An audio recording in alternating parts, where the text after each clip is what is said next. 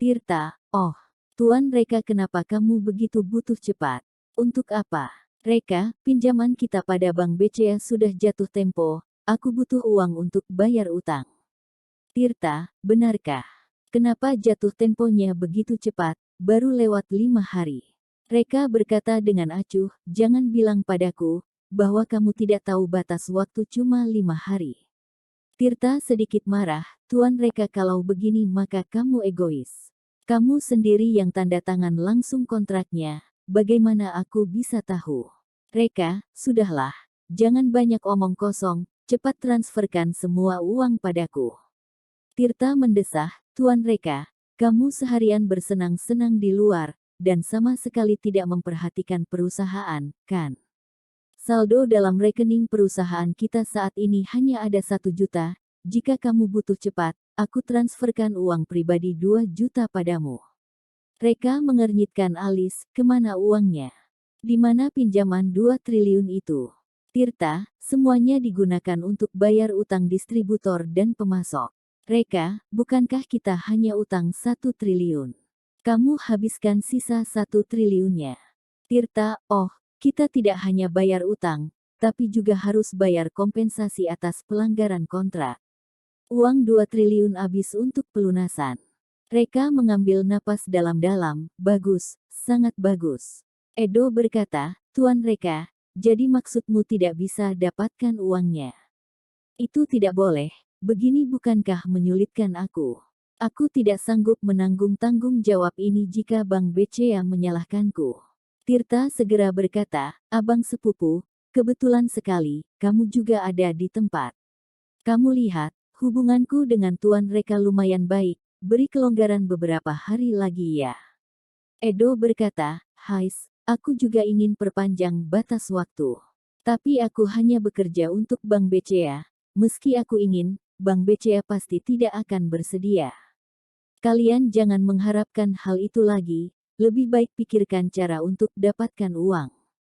Tirta berkata dengan acuh, Abang sepupu, kenapa? Apa hal kecil seperti ini saja kamu tidak bisa bantu? Edo, bahkan saudara kandung saja tetap harus hitung jelas semua utang, apalagi hanya sepupu. Tirta, oke, pantas disebut orang pelit, benar-benar tidak kenal keluarga hanya demi uang. Aku beritahu kamu, aku akan urus masalah ini. Tuan Reka, begini saja, kamu langsung alihkan utang ini padaku.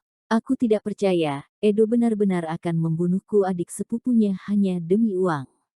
Reka merasa lucu. Akting kedua orang ini benar-benar sangat luar biasa.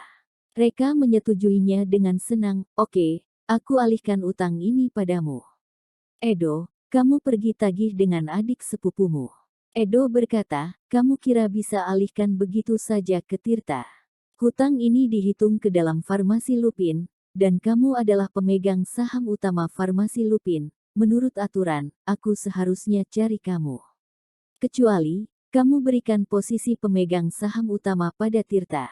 Tirta berkata, Tuan Reka, 50% saham yang kamu miliki itu tidak sebanding dengan uang 2 triliun 500 miliar. Begini saja, kamu langsung alihkan kepemilikan saham padaku, aku bantu kamu tanggung pinjaman 2 triliun 500 miliar ini, kamu untung tanpa rugi. Plak, plak, plak. Reka tiba-tiba tepuk tangan. Tirta dalam ujung telepon sana tidak bisa melihat situasi yang ada di sini, dia mengira Reka dan Edo telah main tangan. Tirta segera membela Reka, Edo, sialan kamu, apa kamu memukul Tuan Reka? Edo, pukul apaan? Reka sedang tepuk tangan. Tirta tertegun, tepuk tangan. Tepuk tangan apa? Reka, akting kalian berdua benar-benar sangat luar biasa, maka itu tanpa sadar memberi tepuk tangan. Intinya, bukankah kamu ingin mengambil hak kepemilikan sahamku? Edo sedikit canggung karena triknya ketahuan. Tapi, Tirta sebaliknya tidak merasa bersalah sedikit pun, bahkan bertambah semakin ganas. Sialan, aku sudah tahu tidak akan bisa membohongimu. Tapi, kamu sekarang sudah dijebak oleh kami, tidak ada cara lain selain alihkan kepemilikan saham. Tomota Group kamu, mungkin hanya bernilai 3 triliun, kecuali kamu menggadaikan seluruh Tomota Group ke abang sepupuku. Mana yang lebih penting? Setengah saham farmasi Lupin atau Tomota Group, kamu pikirkan sendiri. Reka menarik napas dalam-dalam. Tirta, demi hadapi aku, kamu benar-benar begitu susah payah menguras otak. Apa kamu tahu? Kamu berhasil membuat aku marah. Sekarang aku beri kamu sebuah kesempatan untuk menebus kesalahan. Kamu tanggung sendiri pinjaman 2.500.000.000 ini. Jika tidak, kamu akan menyesal terlahir di dunia ini. Tirta, keparat sialan, keras kepala, aku mau lihat kamu bisa tahan sampai kapan. Reka, hehe, tidak memanfaatkan dengan baik kesempatan yang diberi, kalau begitu aku juga tidak berdaya. Klik, Reka mematikan telepon. Edo melihat Reka dan tersenyum menyeringai. Tuan Reka, kamu ingin gunakan apa untuk bayar utang? Reka berkata, pergi cari Tirta, dia pasti akan memberimu uang.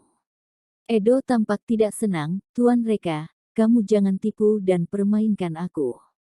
Kamu adalah pemegang saham utama sesungguhnya, sesuai aturan aku seharusnya cari kamu. Lagi pula, Tirta juga sudah mengatakannya tadi, tidak akan menanggung pinjaman ini. Reka, bagaimana kamu bisa tahu jika tidak coba? Edo akhirnya dibuat marah. Tuan Reka, apa kamu sedang tes batas kesabaranku? Aku tahu kamu punya sedikit kemampuan dalam kota Geffen, tapi kemampuanmu itu bukan apa-apa dibanding Bank BCA. Bahkan petinggi dari Provinsi Omada, dan Serat semuanya harus menghargai Bank BCA. Siapa yang beri kamu keberanian untuk menunggak utang pada Bank BCA? Suasana dalam kantor seketika menjadi tegang. Katie ketakutan hingga pucat. Sekarang masalah sudah tidak ada jalan keluar, meski Reka membayarnya, tapi mungkin telah membuat Bank BCA tersinggung.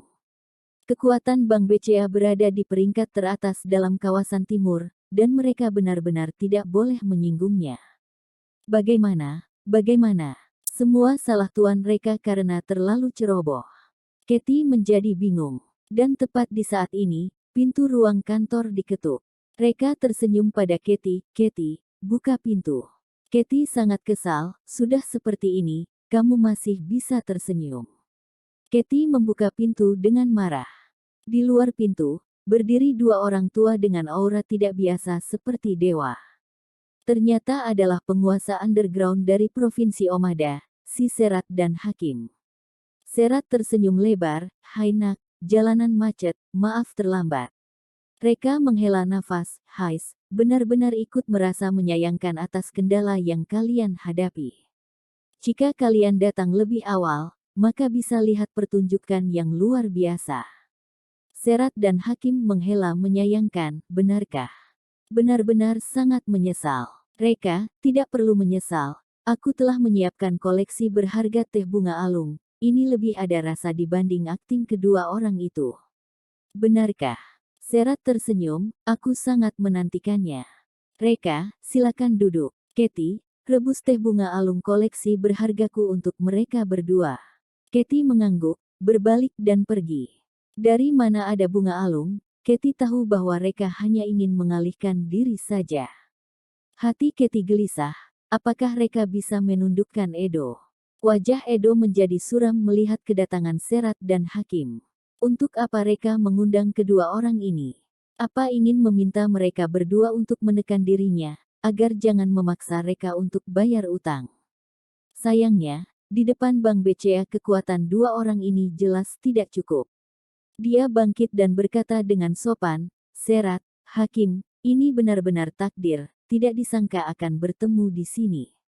Serat dan Hakim memandang Edo dengan ekspresi terkejut. Hei, Edo, kamu juga di sini, kebetulan sekali. Cepat duduk, kamu dan Reka juga berteman. Edo tersenyum, bisa dianggap sebagai mitra. Kali ini datang karena ingin membicarakan beberapa masalah bisnis. Serat, benarkah? Ngomong tentang bisnis, kebetulan aku juga ingin membicarakan sebuah bisnis denganmu. Edo tersenyum dan berkata, terima kasih atas rekomendasimu, Serat. Tidak tahu Serat ingin membicarakan bisnis apa denganku. Serat berkata, hei, ini bukan bisnis besar. Sejauh yang aku tahu, Pinjaman yang aku simpan padamu, kalau tidak ada 60 triliun, pasti ada 40 lebih triliun. Aku sekarang sangat membutuhkan uang itu, jadi aku ingin merepotkan Tuan Edo untuk membantuku melakukan tugas dan formalitas, dan ambil semua uang itu hari ini. Jangan khawatir, uang kerja keras Tuan Edo tidak akan kurang. Edo tiba-tiba mengerutkan kening, 40 lebih triliun, jika ditarik semuanya sekaligus pasti akan menyebabkan kerugian besar bagi bank. Tidak di awal, tidak di akhir, Serat malah ingin menariknya di waktu ini. Takutnya ada sesuatu yang rumit di sini. Dia diam-diam melirik Reka, dan menyadari dia sedang memainkan ponselnya dengan membosankan, tampak seperti tidak peduli dengan situasi di sini. Edo berbisik, Serat, keadaan darurat seperti apa yang kamu alami? Kamu adalah pelanggan besar kami. Jika membutuhkan bantuan kami pasti akan berusaha semaksimal mungkin. Hanya saja uang ini, jika tidak diperlukan jangan ditarik semua. Serat menjadi panik. Edo, apa maksudmu? Apa mungkin ada kesulitan untuk menarik uang? Edo tersenyum pahit, sekaya apapun perusahaan, jika menarik 40 triliun sekaligus pasti akan mempengaruhi perputaran modal perusahaan.